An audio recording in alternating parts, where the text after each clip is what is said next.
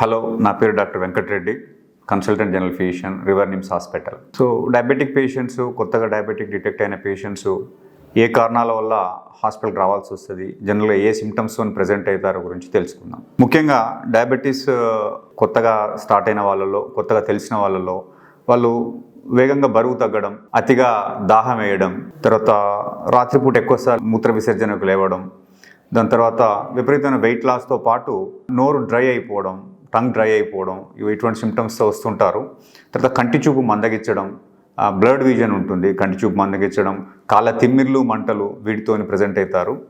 So once ఒక్కసారి treatment అంటే diabetic అని డయాగ్నోజ్ అయిన తర్వాత ట్రీట్మెంట్ స్టార్ట్ చేయడంతో పాటు ఆ పేషెంట్కి సరిపడా డయాబెటిక్ మెడికేషన్ స్టార్ట్ చేసిన తర్వాత తీసుకోవాల్సిన తగు జాగ్రత్తలు ఏంటంటే, మెయిన్గా తెలుసుకోవాల్సిన విషయం ఏంటంటే, number 1 thing diet control, number 2 physical activity and proper timely consultations, అంటే time to time doctor visit consultation చేసుకోవాలి.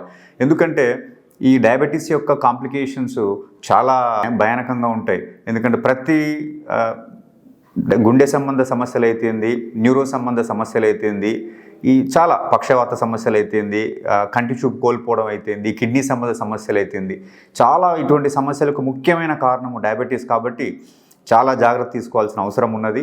సో మనం ఈరోజు ఈ టాపిక్లో మనం డిస్కస్ చేయాల్సింది ఏంటంటే, కామన్గా తెలుసుకోవాల్సిన పేషెంట్ సిమ్టమ్స్ గురించి ఎక్కువ తెలుసుకోవాలంటే, త్వరితగతిన డయాబెటీస్ డయాగ్నోజ్ అవ్వడానికి తెలుసుకోవాల్సిన సిమ్టమ్స్, దాని తర్వాత జాగ్రత్తలు, ఏమేమి జాగ్రత్తలు తీసుకోవాలి అంటే వన్స్ ఒకసారి డయాబెటిక్ మెడిసిన్స్ స్టార్ట్ చేసిన తర్వాత కూడా తీసుకోవాల్సిన తగు జాగ్రత్తలు ఏంటి అనేది ఖచ్చితంగా తెలుసుకోవాలి.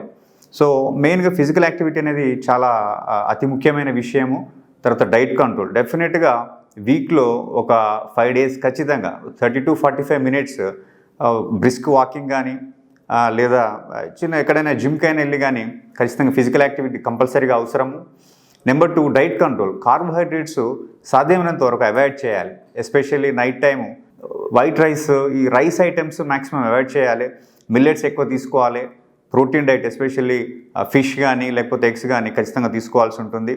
సో మీకు డయాబెటీస్ సంబంధ సమస్యలు, డయాబెటీస్ సంబంధ కాంప్లికేషన్స్ కానీ ఈ ఏవైతే నేను చెప్పిన సిమ్టమ్స్, అతిగా నోరు డ్రై అయిపోవడము, వెయిట్ లాస్ అవ్వడము, కాళ్ళ తిమ్మిర్లు మంటలు ఉండడము, తర్వాత అతిగా ఆకలి వేయడం కూడా, అది కూడా ఒక డయాబెటీస్ యొక్క సిమ్టమ్.